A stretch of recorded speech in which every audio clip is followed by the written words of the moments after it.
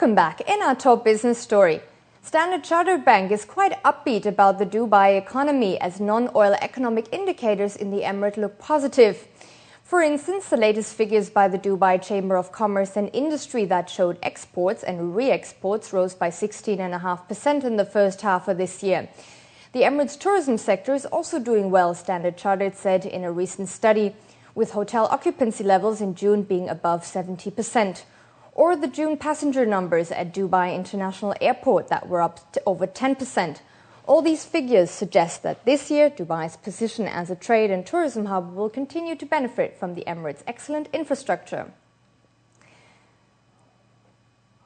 Inflation in the UAE is easing. The overall consumer price index in August fell 0.1% compared to July.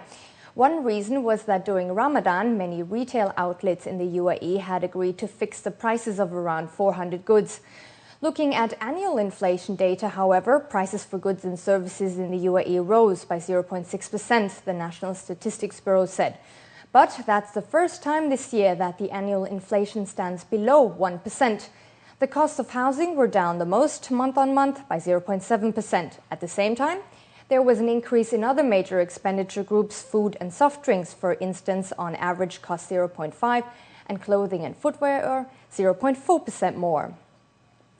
The GCC is broadening its web of roads and bridges.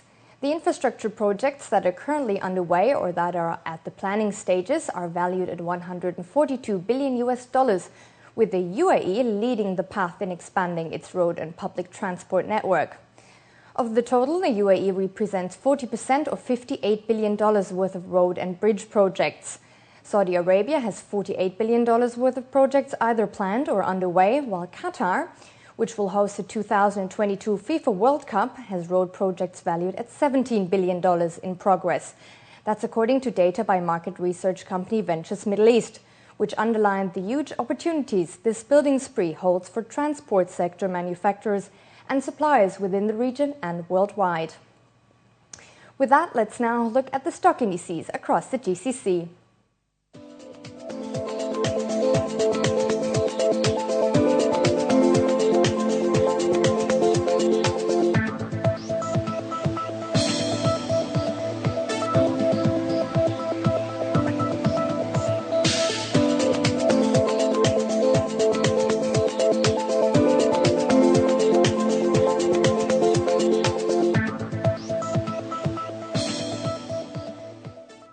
In our world business news, after the world's 5 main central banks last week took a concerted action to preempt a looming dollar funding crisis in Europe by providing lenders with unlimited amounts of dollars, the attention this week turns to the Fed two-day meeting.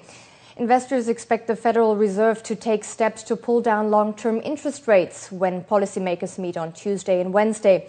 The Fed would first sell shorter-dated securities and would then buy bonds of longer maturities with the intention of flattening the yield curve. This action is called the Operation Twist and aims at lowering long-term interest rates and by that stimulate the economy. However, another round of quantitative easing by the Fed, also called QE3, is not on the cards, experts say. President Barack Obama will propose a tax on the U.S. richest people called Buffett Tax, named after billionaire investor Warren Buffett. He's the Berkshire Hathaway CEO. He wrote earlier this year that rich people like him often pay less in tax than those who work for them, due to loopholes in the U.S. tax system. Obama wants to impose the tax on people making more than $1 million a year as part of his deficit recommendations to Congress on Monday.